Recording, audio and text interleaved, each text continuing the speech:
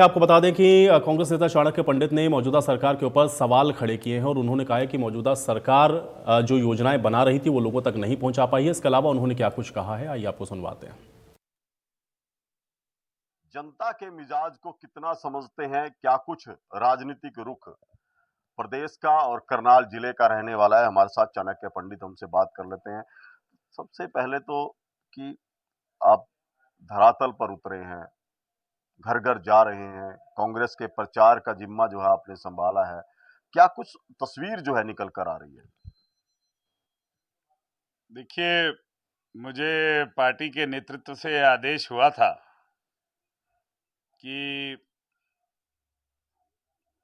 और मैं अप्रैल के महीने में हुआ था 2023 में कि कांग्रेस पार्टी ने हाथ से हाथ जोड़ो कैंपेन छेड़ रखा है और करनाल और पानीपत लोकसभा क्षेत्र में मुझे आदेश हुआ था कि मुझे उस कैंपेन की अगुवाई करनी। जब यह आदेश हुआ तो मैंने ठान लिया कि कांग्रेस पार्टी के संदेश को प्रत्येक गांव में, प्रत्येक गलियों में, शहरों में, हर जगह लेके जाना है। इसका परिणाम हुआ कि लगभग 650 गांव हैं हमारे पार्लियामेंट्री क्षेत्र में। अब मैं सारे के सारे गांव में एक बार गुजर चुका हूं। 100 कॉलोनियां हैं, 10 शहर हैं। उनमें से भी मुझे बहुत लोगों से मिलने का मौका प्राप्त हुआ है और जिस प्रकार से मुझे लोगों का साथ मिल रहा है, कांग्रेस पार्टी को लोगों का साथ मिल रहा है, कांग्रेस के आश्वासन के प्रति लोगों ने एक इस प्रकार की इच्छा जताई है कि केवल यही एक पार्टी है जिसने अपने दिए गए वादों को, अपने करे गए वादों को, अपने दिए गए आश्वासनों को पूरा करके दिखाया है। तभी जिस तरह से आप फील्ड में उतरे हैं, खासकर युवाओं से आपका इंटरेक्शन ज्यादा रहता होगा कि वो अपनी मन की बात आपके साथ करते होंगे। वहां से क्या कुछ जो फीडबैक है सरकार के प्रति या मौजूदा जो सांसद हैं यहाँ से बीजेपी के, उनके प्रति निकल के आ रहा है? आपने 2 सवाल पूछे हैं। पहला सवाल युवाओं का है। देखिए, आज की तारीख में एक बड़ी विडंबना भरी परिस्थिति से हम गुजर रहे हैं। बड़ा कंफ्यूजन है। एक तरफ भाजपा विकसित भारत यात्रा कर रही है, दूसरी तरफ हमारे क्षेत्र का, हरियाणा प्रांत का नौजवान विदेश की ओर पलायन कर रहा है। अगर भारत इतना विकसित हो चुका है, अगर जिस प्रकार से भाजपा ने यह दावा ठोका है कि गरीब को हमने उन्नत बनाया है, उसको गरीबी से बाहर निकाल के लाए, अगर ये परिस्थिति, अगर ये बात सच है, अगर इसमें कुछ भी सत्य है, तो नौजवान का इतनी भारी मात्रा में विदेश की ओर पलायन करना, ये एक विकसित भारत यात्रा पे परछाई डाल रहा था। इसलिए उसको बदल के अब इन्होंने जनसंवाद यात्रा शुरू कर दी है। 10 साल से जिन्होंने संवाद नहीं किया, 10 साल से नौजवान किसी भी रंग का था, किसी भी ढंग का था, वो सीईटी क्वालिफाइड छात्र था, वो एमबीबीएस का छात्र था, ड्राइंग मास्टर, शिक्षक, पीटीआई, कंडक्टर, सबकी पिटाई करी गई। चाणक्य जी, एक बात और आती है अभी निकल के कि इंडिया गठबंधन यदि विकल्प देने का प्रयास करता है, लेकिन अब जिस तरह से टूटता जा रहा है, ममता बनर्जी अलग राह पकड़ रही हैं, उत्तरी क्षेत्र में जो है आम आदमी पार्टी अलग पकड़ रहे हैं, इसको किस तरह देखते हैं? आम आदमी ने जिस तरह से ऐलान किया है कि आप पार्टी अलग से चुनाव लड़ेगी, वो कांग्रेस के साथ सीट शेयरिंग नहीं कर रही है, इसका इम्पैक्ट कितना देखते हैं? देखिए, जहां तक की गठबंधन की बात है, ये शीर्ष नेतृत्व का फैसला है कि गठबंधन किस रंग का होगा, किस ढंग का होगा, इंडिया गठबंधन होगा या भारत गठबंधन होगा।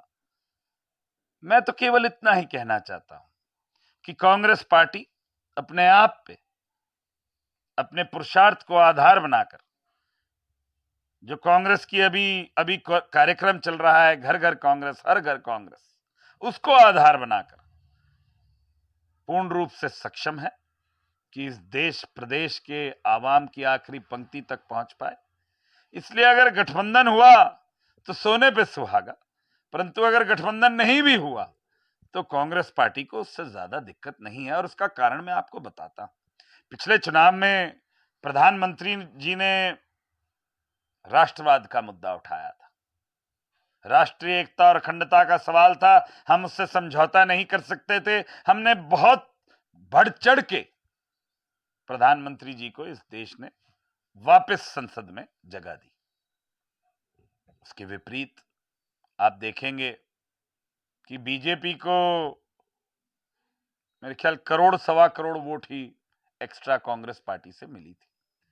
मेरा तो पूर्ण रूप से ये मानना है कि अगर कांग्रेस पार्टी का मूल वर्कर, अगर कांग्रेस पार्टी का नेतृत्व पुरुषार्थ करे तो निश्चित रूप से जो क्षति समाज के हर कोने को भाजपा ने पहुंचाई है, कांग्रेस पार्टी इस क्षति का बदला लेने के लिए, समाज का बदला लेने के लिए हर प्रकार से परिपक्व है।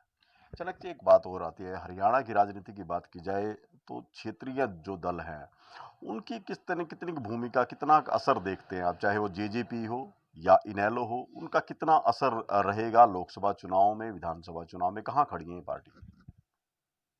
देखिए, पिछली बार जेजेपी को लोगों ने एंटी बीजेपी वोट दिया था। यही कारण था कि बीजेपी 41 पे रुक गई थी। उसके पश्चात जेजेपी ने बात तो करी थी कि इनको यमुना पार भेज देंगे, और जैसे ही चुनाव खत्म हुए उन्होंने बीजेपी का दामन थाम लिया। आज जेजेपी को इस गलती का, इस गलत नीति का हर प्रकार से नुकसान होगा। जहां तक आईएनएलडी की बात है, मेरा मानना है कि वो बहुत सुकड़ गए हैं।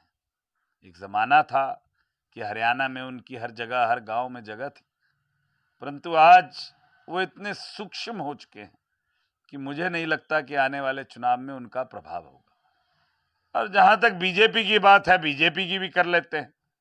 बीजेपी की बात इस प्रकार से है कि बीजेपी ने जो 10 साल में सिलसिला चलाया, जिस सिलसिले को मैं अज्ञातवास का सिलसिला कहता हूं, जिस सिलसिले को मैं विश्वासघात का सिलसिला कहता हूं, उस विश्वासघात का भी उनको सबक भली भांति इस देश प्रदेश का आवाम सिखाएगा। तो बिल्कुल देखिए, चाणक्य पंडित है जिन्होंने कहा है कि इनेलो और जेजेपी अपना आधार हरियाणा में खो चुके हैं। जेजेपी को जहां बीजेपी के साथ गठबंधन में सरकार बनाने का खामियाजा भुगतना पड़ेगा, वहीं इनेलो को उन्होंने सिकुड़ चुकी पार्टी बताया है। करनाल से महेंद्र सिंह, इंडिया न्यूज हरियाणा।